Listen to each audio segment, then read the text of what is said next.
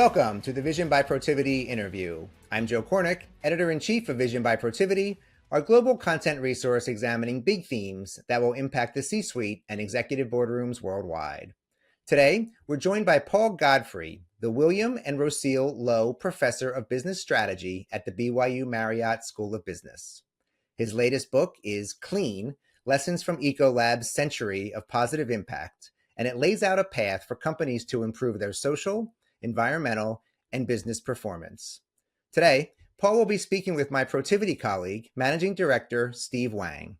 Steve, I'll turn it over to you to begin. Thanks, Joe, and thanks, Paul, for joining us today. Happy to be here, Steve. Wonderful. Thanks. So, Paul, with that, we live in an incredibly fast-moving world. Specifically for our topic today, the world of sustainability continues to change each day. We read about severe weather, climate change, the changing landscape of social issues, emerging regulations, the list just goes on.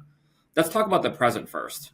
With what is the current state of sustainability, both here in the United States and then in the rest of the world? Well, I think I'd make two comments. One is reports of the demise of sustainability are vastly overstated. If you look at something like 95 or 90% of the Fortune 500 companies are solidly producing sustainability reports. They're engaged in sustainability reporting. So at least at that level where we're keeping track of what we're doing, it's deeply embedded in a lot of organizations. In terms of the uncertainty that we're seeing in the world, if you look at the popular media, we're seeing this retreat from DE&I. We're seeing what might be a retreat from sustainability. Current administration sort of wanting to pursue some policies that have worked very well in the past. And what I recall is a great quote by Warren Buffett, who said, when the tide goes out, you find out who's swimming with no pants. So whenever there's a reversal in the stock market, you find out who are just the looky-loos, who are just the pretenders, and who are the real players. And I think what we're finding out now is who's swimming with no pants. Who are the companies where their commitment to sustainability was popular, it was skin deep, it wasn't very concerted. Those are the companies with no pants that are retreating for the beaches right now. I think there are a number of organizations out there that are deeply committed to sustainability, not just for its social value, but for its business value. And those folks are going to continue to push forward the agenda. We'll learn more best practices and we'll continue to evolve in a very, very uncertain world. Thanks for that. How about the future? Let's look out maybe 10 years or so. Where are we going to be in 2035? Well, let's look at some long-term trends that you noted in your introduction. I have a client in Arkansas, and I did some research for him about tornadoes. And if you look over the 40-year time horizon, the number of tornadoes in the state of Arkansas continues to increase. The severity of tornadoes on average tends to go down, but that doesn't mean there aren't awful tornadoes. It just means there are lots of little ones. So in terms of climate, weather uncertainty, hurricanes, gale force winds, these types of destructive events, we're seeing more and more of those. That's a secular trend. That's, if you go back to 1980, you can see that climbing.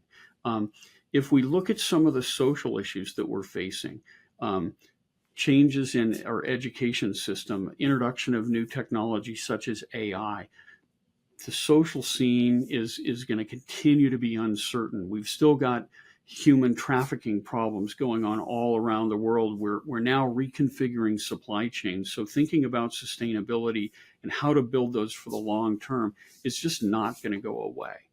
So I think the trend, and I think again, these are the folks who are swimming with pants the whole time.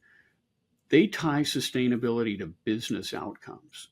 So they're looking at supply chain resilience, not only from hey, let's really help our partners in the Philippines, but let's be ready and aware when there are floods and massive storms in the Philippines that our supply chain doesn't get disrupted, that we've actually reduced operating risk. So why do we do sustainability initiatives that are customer focused? Why do we create products that are sustainable revenue? because it reduces customer churn risk, because it not only grows revenue, but it allows us to carve out an island of stability amongst a sea of uncertainty. So I think in 2035, companies that are committed to all three prongs, people, planet, and profit, are going to continue to thrive. If you have no pants on, you're just doing it because there's something popular about people and profit. Thanks for sharing that. How about culture? How important is fostering a culture of sustainability within a modern organization? You have a bunch of different internal and external stakeholders that might have different expectations.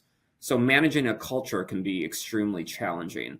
What strategies can leaders use to embed sustainability into their organizational culture? Well, I think that the first thing is to realize sustainability is a journey.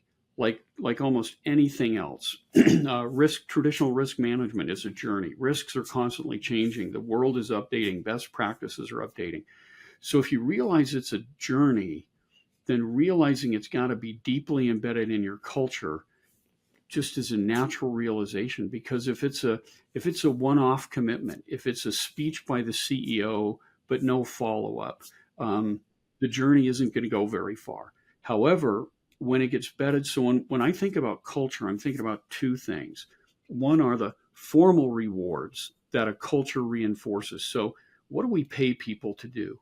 One of the best practice companies that I know of actually ties sustainability outcomes at the business unit level to managerial compensation. Part of their bonus is tied to hitting emissions goals, water use goals, supply chain goals around sustainability. So you've got these formal things.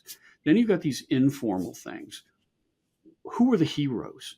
What are the stories we really tell about our organization? Do we tell stories about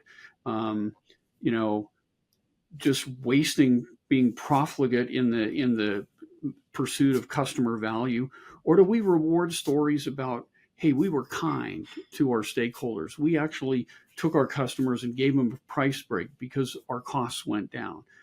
It's what we reward both formally and informally that embeds sustainability in the culture. And again, it's not going to happen tomorrow, but it won't happen unless you start tomorrow with some of these longer term initiatives. That's really good advice for the business leaders that are out there.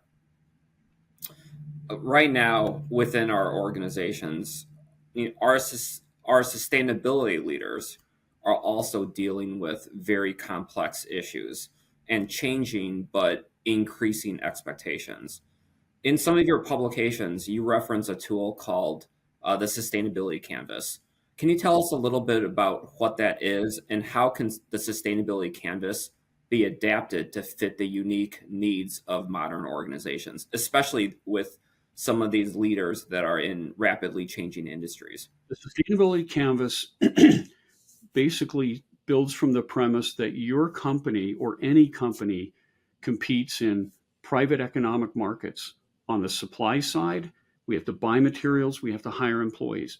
On the demand side, we have to create and sell products and services for our customers. We also compete in the public square. We all have, on one hand, regulatory formal requirements that we have to meet, SEC regulations, EPA regulations, OSHA regulations. These are sort of formal regulatory bodies we have to comply with. But then we've also got our communities where we live, where our employees live, where our customers live, the schools, the music scene, the art scene, all kinds of how do we build communities around us. So we've got these four areas: costs, customers, compliance, and communities. And the Sustainability Canvas is a way that companies can think about, one, how are we active in each one of those four areas? And number two, how are we creating value for our multiple stakeholders? So, for example, how do shareholders win when we are focused on supply chain efficiencies? Well, look, every gallon of fuel wasted is cost that went out the door that didn't have to go out the door. Every gallon of water that we needlessly waste without recycling costs us money. So in that sort of cost and efficiency focus, shareholders win because costs go down. Operating risks tend to go down. How do employees win? Hey, look, we all like to work for winning companies. We all like to work for companies that show that they care about more than just the bottom line.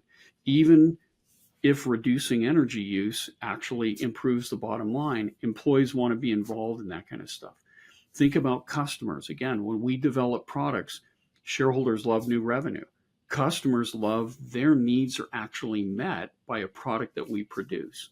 Same goes for sort of compliance, where you've got activist risk, people who are looking to take pot shots at your company because they don't understand the full picture. The more transparently that you comply and report what you're doing, the less ammunition those folks have to make your life miserable. Let's talk about everyone's favorite topic, and one that you just specifically referenced, the legal side of things. How should modern organizations navigate the evolving regulatory landscape related to sustainability? So in my field, strategy, there's a guy with guru status named Michael Porter, and he wrote a book about competing internationally. And his recommendation for companies there was counterintuitive. He said, you want to find and compete in the toughest regulatory market that you can find. Because if you can compete in the hardest regulatory market, it's easy to dial back your requirements for other markets that have less regulatory risk. So, for example, now the EU is sort of at a moment of truth around sustainability, where they're figuring out that a lot of the stuff that they're asking companies to do might be needlessly adding costs to the company and its operations. But the EU has the strictest sustainability standards. And so look at your operations and say, hey, if we move to Frankfurt, what would we have to change to be able to comply with EU regulations? And if it's nothing, then you're in a great position. But then start to make those changes so that you're prepared to compete in the toughest markets in the world, because then when you get regulatory relief, that's a blessing. It's not just saving you investments that you needed to make. Does that make sense? That does make a lot of sense. This is where transparency from the business leaders to their employees is vital for organizations. Absolutely. And if folks in the C-suite are playing whack-a-mole on sustainability, people on the front line figure that out pretty quickly, in spite of whatever gets said or whatever emails get sent out. So that cultural consistency from top to bottom is absolutely vital. Do you have any suggestions, advice, or last second thoughts for our audience?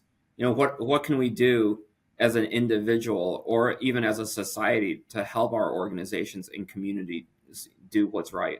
So I think there's two things. Number one, you got to get beyond an 8-quarter mentality. You've got to be able to think about, okay, when I retire, what's the world going to look like? What's weather in Florida going to look like? What's fire rate risk in California going to look like 10 or 20 years from now? How do we need to think about responding today to prepare ourselves for that world? So one is you got to think much longer than 8 quarters.